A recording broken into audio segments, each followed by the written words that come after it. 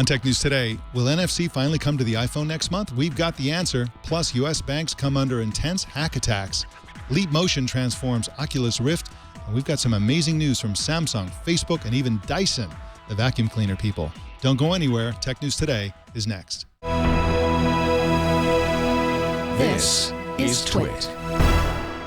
Bandwidth for Tech News Today is provided by CashFly at CACHEFLY.com.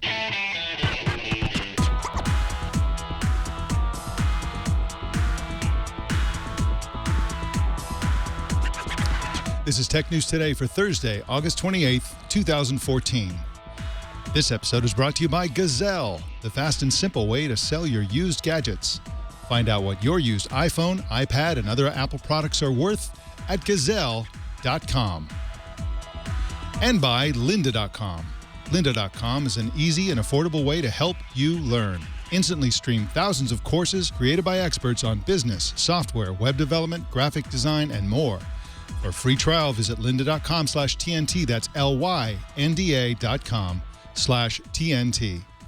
Tech News Today is the show where we talk about the tech news with the journalists who report it. Welcome to the show. I'm Mike Elgan, and with me is Jason Howell, 32-year-old male. Well, not quite, although my Xiaomi Mi 4 that I've been playing with appears to think so. It has this funky feature on front-facing camera when you're in selfie mode. So this is a screenshot of what you see when you're looking into the camera.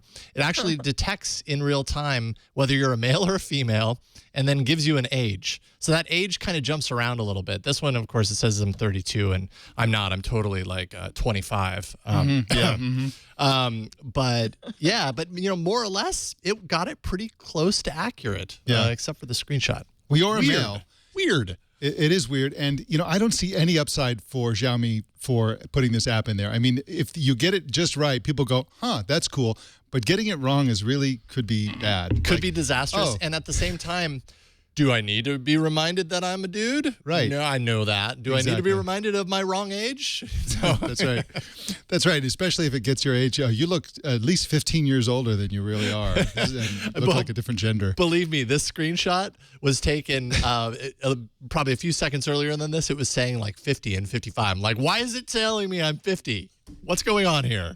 Because you work too hard. Okay. That's why. Well, there we go. Just thought I'd let you know. And also, it's Thursday, so we have Elise Hugh back from Ferguson, Missouri. Welcome back. Thank you. I am so happy to be back. So what the heck were you doing there? I mean, you cover tech normally, and you went down there to cover not the tech angle, as far as I know, but the political realities of it. Tell us about that. What was that like? Yeah, well, it was a fascinating and at times scary place to be. A really, really fast-moving story. I only briefly got caught between the protest line and the police line, so had to take a little gas, my first tear gassing. Oh, boy. But got out of there safely. And then the night I took gas was the last night the police actually used it. So things have really simmered down in Ferguson. Sounds like it got there just in time. Just in time for vaping tear gas. That is just awful. Well, we're so glad you're back safe and sound and ready to get back into the world of technology. So why don't we do that? Great. Every time there's a new iPhone launch, rumors about Apple integrating NFC pops up. NFC stands for Near Field Communication, and it's a technology for very short-range wireless data transfer, generally thought of as a mobile wallet technology. Some Android phones have supported NFC for years. Suddenly, however, with the iPhone 6 launch scheduled for September 9th, the invitations went out this morning, NFC in the iPhone may finally happen, according to a report in Wired by Christina Bonnington. Christina joins us now. Welcome, Christina. Hey, thanks for having me. Now, what are your sources telling you about iPhone NFC? Well, they're telling us that the next iPhone is definitely going to have mobile payments built in, and it will be built actually finally on NFC. So you talk about a so-called secure element in the phone. What does that mean, and how safe would our sensitive financial information be? So I would imagine it's something like what Apple is using in the Motion coprocessor already in the iPhone 5S. It's a little piece of hardware that's a chip that's separate from everything else, that stores your financial data, keeps it completely secure, and it can only be accessed in a certain way so that no one else can get to that data if they stole your phone, hacked it, whatever. Now, of course, Apple has many resources that would let it succeed as a mobile wallet platform. Can you tell us about some of those that you talked about in your article?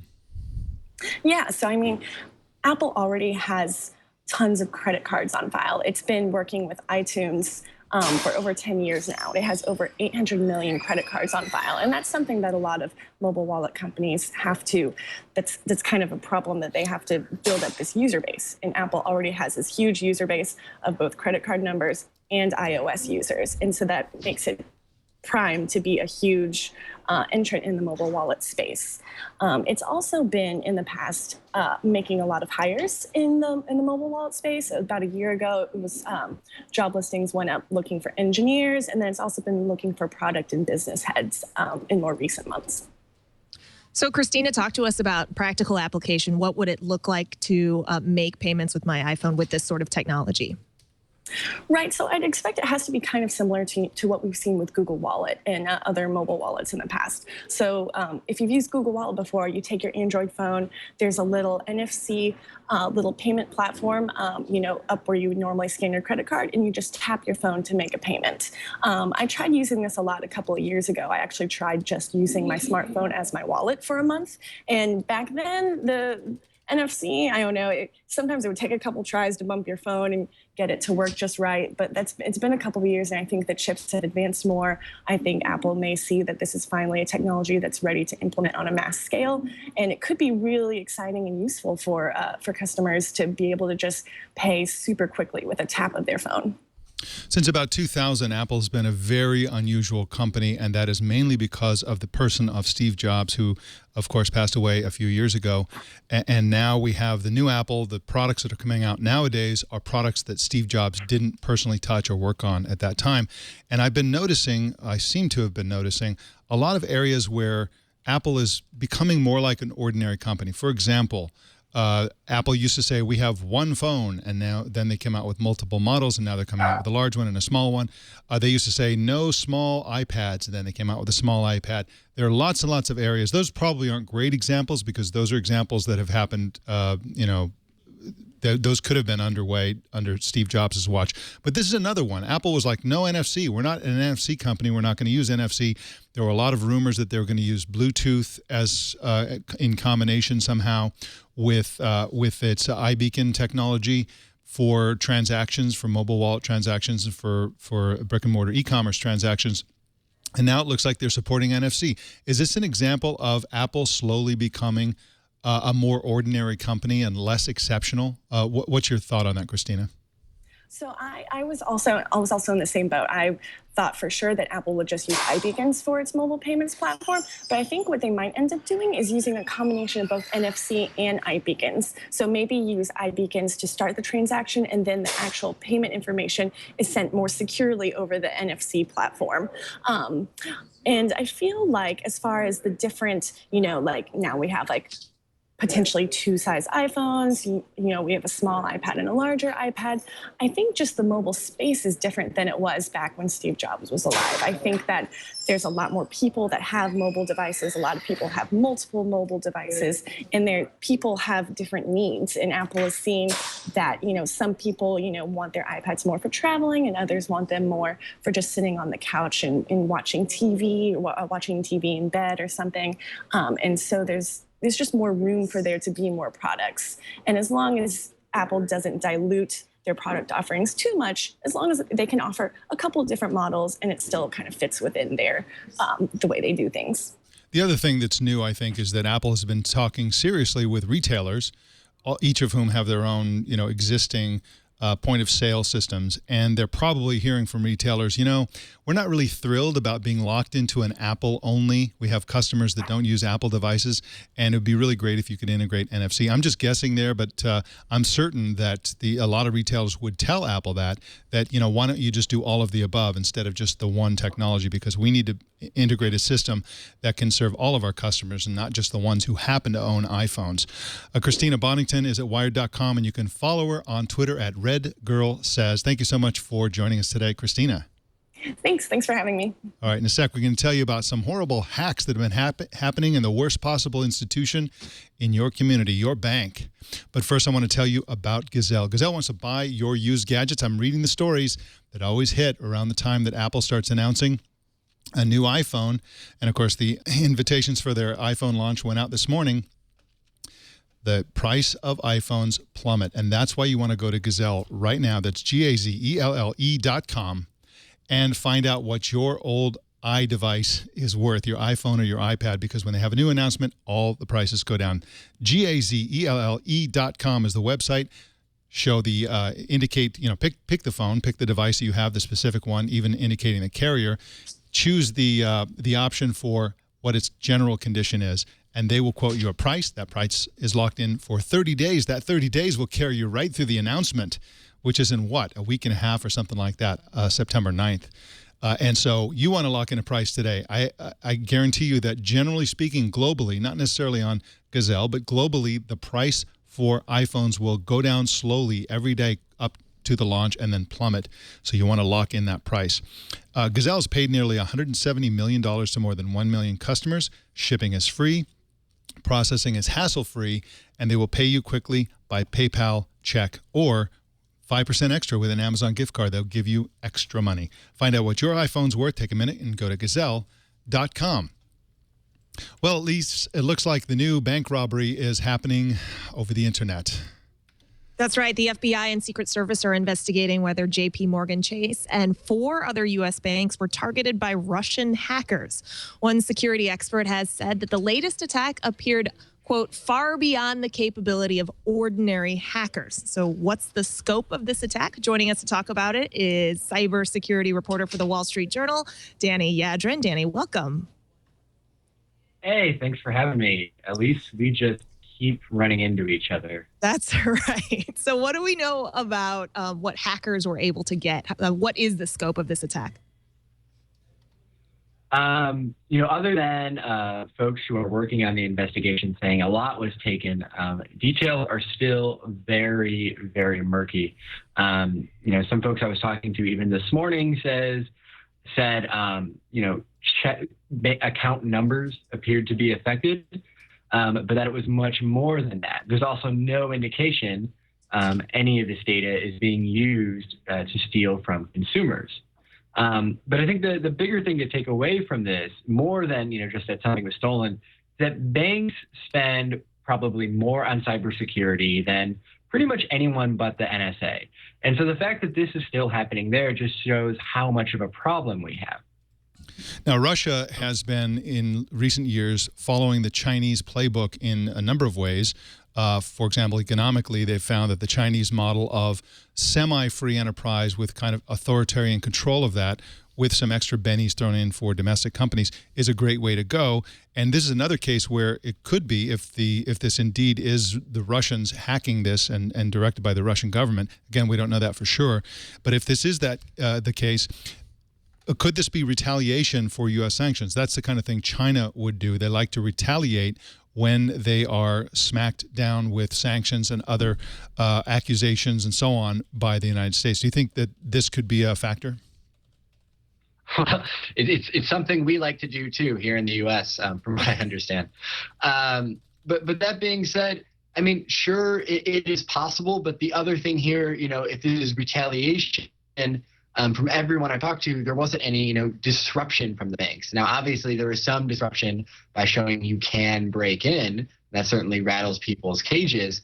But this isn't like what we saw last year, where you had, Iranian hackers knocking bank websites offline through DDoS attacks as a form of retaliation. This is a little bit different. This looks a little bit more like espionage. So the motive, is a little hard to pin down at this moment. That being said, from people I've talked to, there are probably 4 groups of hackers in the world who could break into a place like J.P. Morgan. And a lot of those actors, one of them being us or China, it doesn't, make sense in this situation. And so a lot of signs do point to criminals who speak Russian. So, Danny, do we expect the other banks that may have been attacked to come forward? And if so, when do we expect that to happen? That is something I have been working on all morning and will be working on as soon as I get off this call. It's a teaser. Some banks, we've reached out here at the Journal to just about every large bank you can think of, and either on record or off record, they are denying they were affected. The chase is on, and this is something we're trying to figure out. No pun intended. One thing.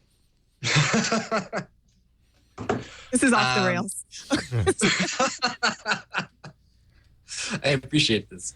But one of the things, to keep in mind, when stuff like this happens, if you remember back to the holiday shopping season when the Target breach came to light, if you were a reporter covering security breaches at that time, I could probably rattle off, 10 or 20 names of retailers that I had been told by multiple sources, that we should ask questions about them or they may be affected too. And some, pan out and some don't. And so we're sort of in a fog of war moment right now. And everyone, not just at the Wall Street Journal, but at every other publication you can think of, we are trying to figure out who else was affected. But we also want to be sure if we say that, banks face cyber attacks every single day. So that in itself is not new. If, this particular group of hackers got in, farther than usual into a network, that is something we will, certainly report out as soon as possible. So you mentioned that banks are the target of cyber attacks every single day. In fact, they're very, very common from what I've read, especially in Europe. A lot of European banks are hacked and then they're blackmailed because the banks don't want to let anyone know that they were hacked. So is this the case here where the banks were trying to do what a lot of European banks do, and that is try to prevent the facts from getting out into the public sphere, or is that something different here? I know the cases you're talking about. We have no indications from our sources, and we're talking to a lot of different organizations involved in the investigation that that's what was going on here.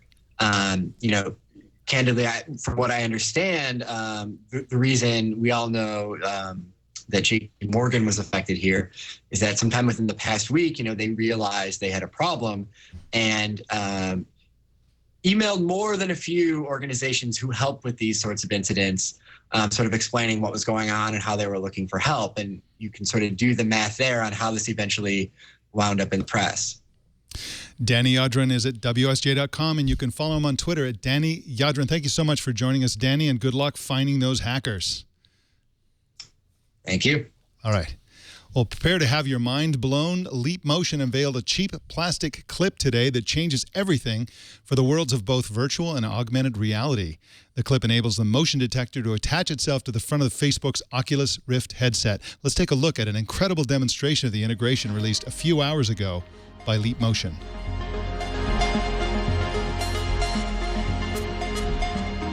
Now, the hands and fingers and knuckles and thumbs and everything are being detected in motion in real time and then applied to a kind of virtual reality, augmented reality combination where physical objects are being moving out of the way of the hands in this specific application. I don't know about you, Elise, but I need one. This is like Lawnmower Man right before our eyes. Exactly. Literally. Now the hands are being used as a gesture control for flying like Superman over Lawnmower Man's 80s era virtual reality grid. That's pretty cool stuff. Yeah. Now there's a sort of Tai Chi energy exchange between the fingers. Right. I actually know a guy who does that in real life. Well, there it is. There's the combination right there. GigaHome's Signe Brewster joins us now with the details she wrote about this for GigaHome. Welcome, Signe. Hi, Mike. Thanks for having me on. Thank you so much for being here, because you've tried the Leap Motion and Oculus Rift combination, and you said that this is, quote, Leap Motion's big application, in other words, a killer app. Why do you believe that? Yes. So last year when Leap Motion came out, I tried it. It just is a little device that sits on a desktop, and you can use it to control different things on your computer.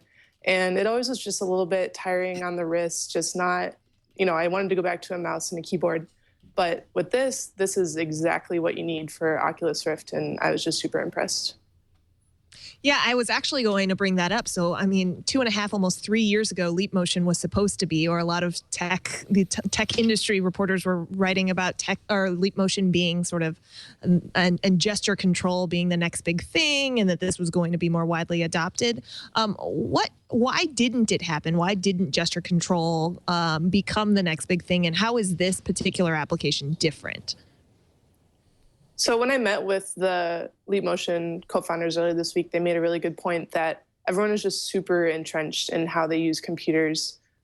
We've all been using them for a decade, 2 decades, 3 decades, and the mouse is just what we're comfortable with, and it's really hard to switch after something becomes so natural. Whereas Oculus, it's actually just supposed to be totally intuitive, how you naturally act. You know, the whole idea of Oculus is you can turn your head and it's replicated exactly. In virtual reality, it just makes sense that you should be able to move your hands and use them to control things, and that's exactly what Leap Motion is for. So I have an alternative theory about that. My belief is that using motion, in-the-air motion, for controlling a computer, so your hands are waving over here and something's happening over there, is a fundamentally unnatural thing for a human being to do, especially in an era when we have direct touch, where we use touch tablets. Those feel really good to use, and even 2-year-olds can use them because it's totally natural for us to directly interact with things and have them move and respond to our physical touch. And so I think that's the reason, the biggest reason Leap Motion hasn't taken off. It's fundamentally unnatural to use motion gesture, to use hand gestures for controlling a computer. However, there are 2 things that it is natural for us to use hand gestures for. One is communication. We use hand signals all the time, especially if we're Italian. But we, and also other physical characteristics like body language and facial gestures and so on. And the other one is, again, directly touching physical reality. Now, in virtual reality, or in a combination of augmented and virtual reality, once again, you're in there directly touching things, that you're creating the illusion that you're directly touching things. It's really a killer. I agree with you completely. It's a killer app to combine these 2 things. And my only question for you is, when is Mark Zuckerberg going to buy Leap Motion? I have not heard any rumor to that effect yet, but I'm wondering if he has his eye on it now. And this is for developers only now, right? Not for mass market? Yes. The clip that went out today is just for developers. Oculus Rift actually hasn't been released to the public, so anyone who has an Oculus Rift headset right now is supposed to be a developer. Signe, tell us about Dragonfly. So Dragonfly is kind of a futuristic possible successor to the Leap Motion device that's out right now.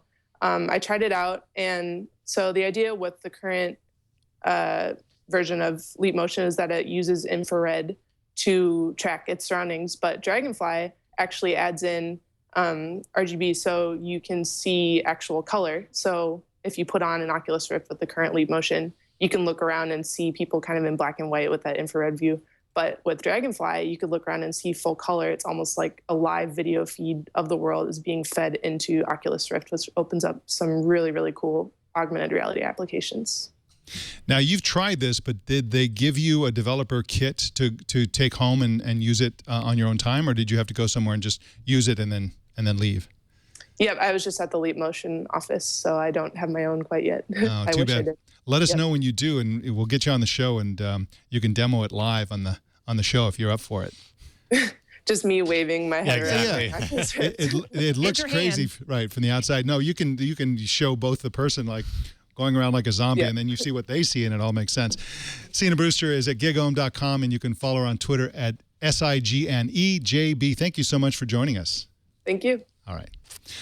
Well, Elise, it looks like Uber may be in trouble with the feds. That's right. Some news from the D.C. Bureau here for you.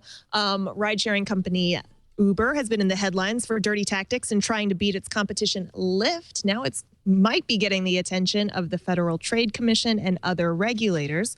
A former FTC official told National Journal that some of Uber's cutthroat ways are in line with previous antitrust behavior they have investigated in the past. So will Uber's behavior land it in more hot water? That National Journal reporter who is on the case is Dustin Volz. He's tech policy reporter for National Journal and joins us now. Dustin, hi.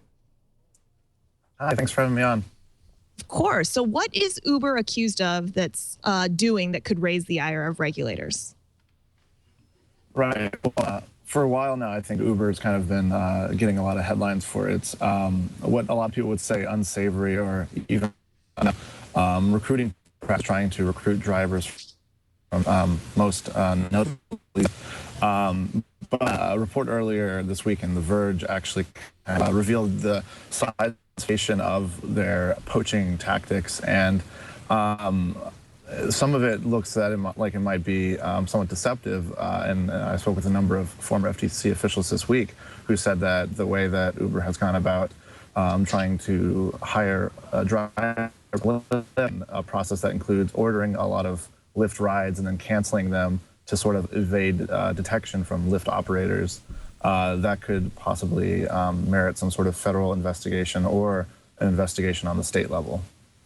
Now, one of the weird things about the United States is that we have a federal system where you have strong state governments. You also have a federal government. And Microsoft learned this the hard way in the 90s when they were being investigated for antitrust violations, where the federal government came after them and then a whole bunch of states came after them. They have to go they deal with each one of these states individually. Is it possible that Uber could face the same problem with dealing with both the federal government and state governments over this issue? I think it's probably too early to really know how this is going to play out, but I think certainly that is a possibility. The state that would have the best case, it seems, is New York City, where Uber launched a sophisticated program they called Operation Slog, which was basically just doing everything they could to jam up Lyft's launch there. Lyft got there earlier this summer, and Uber hired a bunch of contractors to go there and try to recruit their drivers, but as I mentioned, that included some ordering and the canceling of the rides, which would interfere with Lyft's business. Potentially, yeah, states could be an avenue for antitrust litigation here, or the FTC. I mean, it really depends. And I think what's really unclear now is just like the scope of how intentional this behavior is by Uber. Uber for a while has said, we've never intentionally canceled any rides ordered by our competitors. If that's happened, it's happened on a local level and we didn't condone it. But this latest report out of The Verge kind of revealed some documents that looked a little more damning. But Uber is still saying that that story is thinly sourced, that the facts aren't really clear. So I think before any litigation happens, there's probably going to have to be more that comes to light. But certainly a lot of eyebrows have been raised by Uber's pretty aggressive tactics. Not to mention pink mustaches. Mm-hmm. Now, you had mentioned that there's new evidence that this is maybe a deliberate tactic on the part of the company itself.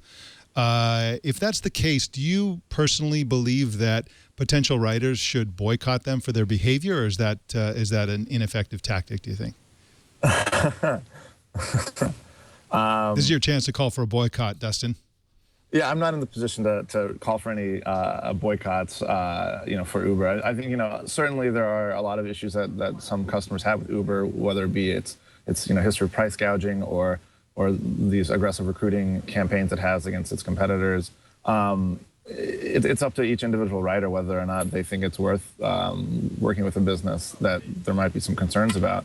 As I mentioned, I think a lot of the facts are still yet to come to light, and it depends on whether or not you want to take a traditional taxi fleet or if you want to order one. Certainly, Uber has a dominant market right now. They operate in something like 160 cities worldwide, and one of the reasons they are so popular is because they're able to very quickly, very effectively respond to ride orders, and there's no question that a lot of people, especially young people in urban cities, really appreciate being able to get a ride in just a matter of minutes from Uber. So, I mean, it's up to each individual customer whether or not they want to keep shopping with Uber. And finally, Dustin, look ahead for us. Is there any indication that a current FTC official or the FTC generally is beginning an investigation, given the documents that were released this week? I think that's hard to speculate. The FTC is not going to, at least hasn't said so far that it's going to be looking into this. They've actually historically been pretty supportive of Uber. In months past, they've kind of issued letters to different states and cities saying, don't overregulate Uber just because you want to protect the traditional taxi lobby. Only regulate it as it pertains to customer safety. So FTC has been a pretty important ally so far. Whether or not they look at to investigate their recruiting tactics, that remains to be seen. But given that a number of former FTC officials told me that Uber's behavior could perhaps qualify for some sort of antitrust litigation, I think it's definitely something that we should all keep our eye on. Dustin Volz writes at nationaljournal.com, and you can follow him on Twitter at DNVOLZ. Thank you so much for joining us, Dustin. Thank you. The smartwatch market is getting some interesting new options. We told you during yesterday's show that Recode says Apple is likely to introduce its long-rumored iWatch on September 9th. And yesterday, Samsung announced the wrist phone we told you about back in March. It's called the Samsung Gear S. And LG unveiled the round G Watch R device with a horrible name that we reported on Monday. And Jason Howell is our expert here today on this thing. The Gear S is running Tizen. Are they nuts? Why do they keep coming out with these Tizen devices? Because it's Samsung and they can't let it go. I mean, I think Samsung's going to go to the bitter end with Tizen because really in Samsung's mind, a perfect world, they have their own control of their own ecosystem top to bottom, just like a company like Apple does. And so it's to the bitter end as far as Tizen is concerned, whether it's successful or not. But, Samsung isn't just sticking to Tizen, right? Like they have their hands in all these different, places, and that's how they do things. Eventually, certain things stick, and even the things that don't stick don't necessarily go away. So I'm not surprised at all to see this. So Elise, yeah, to some extent, all of these companies are sort of throwing everything up against the wall to see what sticks, right? Yeah. I mean, there hasn't been a consensus on the direction that these watches are really going to go. The one watch design, for instance, that's really going to go forward and be lasting. And, of course, Apple is one exception there. They tend to hit them out of the park, at least since the iPhone, then the iPad, and so on. Again, for the most part, they don't throw it against the wall. They throw it against a patented glass wall. That's how Apple does it. News hit this morning that Steve Jobs has actually been granted a patent for the Cube Apple Store in New York City, which is the city's most photographed location.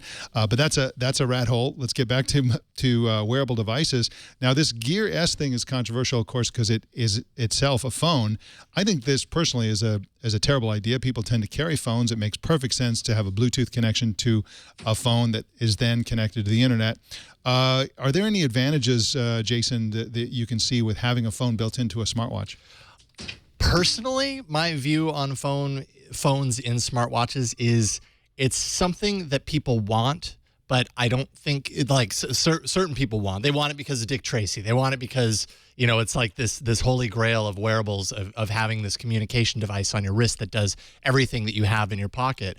I think the problem there becomes at what cost, right? If it's got a 3G antenna, it's going to suffer battery. The device can't be big, so it can't have a great high capacity battery in there to power it. So people are then going to have to realize that if you've got a phone on your wrist, you're charging it a lot more than I think you want to charge a watch. And that ends up being an issue. So whether people realize it now or later, I think at some point, unless battery technology gets, it goes through the roof and some new discovery takes place and they can figure a way around it, it is a differentiator though, right? I mean, if it has 3G connectivity and you can use it like a phone, then hey, it's one of the few watches that can do that. And those people that are kind of holding out for something like that are going to jump on board. I just don't know if they're going to be very happy with it. Yeah, absolutely. And just a few speeds and feeds here. The Gear S has 512 megs of RAM. It has a 300 milliamp battery, which they say gets 2 days between charges, which is impressive to me, given that it's a phone. It comes with a heart rate monitor and pedometer. They're working with Nike as a partner on that. It has a 2-inch OLED screen, which is pretty big. It ships in October, and they haven't announced a price. I have the feeling that's going to be pretty expensive. I would I would guess more than $400, given that it's a phone also. The LG G Watch R, we learn more details about that. Of course, that one is Android Wear. That one is not some other operating system. It's a 1.3-inch plastic OLED screen. It's, pretty much like the square LG G Watch, but it's round. Has most of the same specs. Yeah, it's a nice watch. It looks like a very conventional watch, and it's indistinguishable, in fact, from an ordinary analog watch. And Samsung also announced a funky Gear Circle product, which is earbuds that have vibration alert notifications. So it's just like ordinary earbuds for the most part, but then it goes bzzz when you have a notification, which I guess at which point you look at your watch to see what's going on.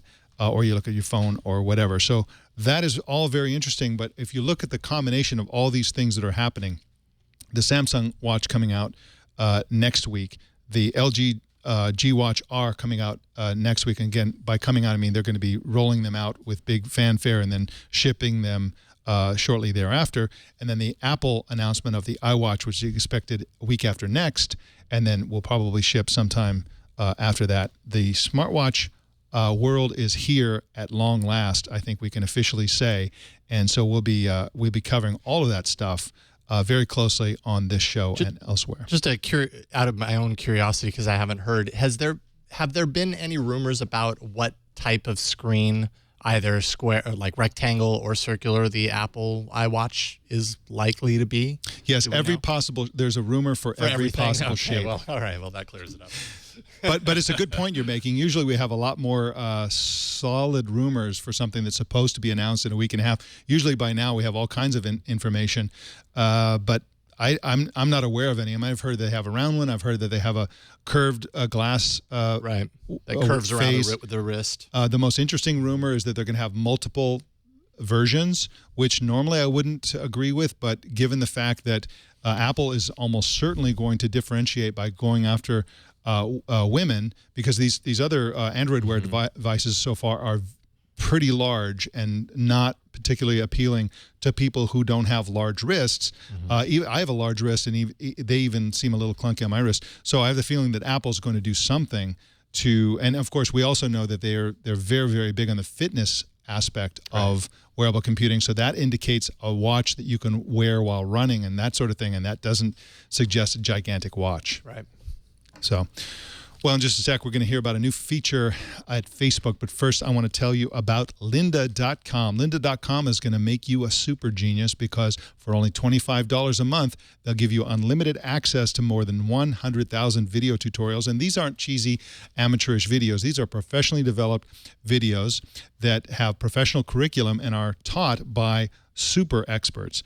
And so lynda.com is a great way for you to become much, much better and much, much more knowledgeable about all kinds of different areas related to your profession or even unrelated to your profession. They have classes on business and software, web development, graphic design, so many different courses in here for you to take. And it's a fun experience, especially given the fact that you can engage with this content on your laptop, your desktop, your tablet, your phone. I like the tablet option because I can just kick back, relax, and get smart with these amazing courses. And I've been super impressed by the courses I've taken on photography, on web development, and some of the others that I've taken. They're just fantastic courses.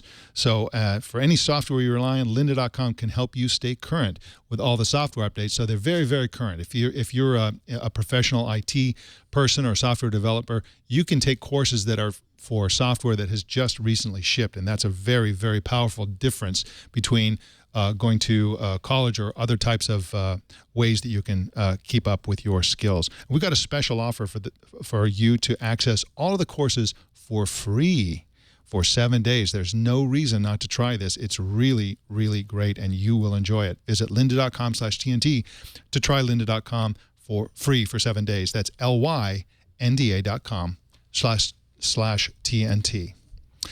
Well, Elise, Facebook's got a new search option, and it sounds pretty interesting, actually. Yeah, I know our TNT audience isn't chock full or swarming with Facebook fans, but something to let you know about if you are using it on mobile, especially. Facebook is testing a feature to make it easier to find old posts by using keywords. So you would search by keyword, which may make it easier to find some long ago quips of yours or photo shares by your friends that you only kind of remember. I've always been curious as to why Facebook didn't have better search options. I guess Google kind of spoils us.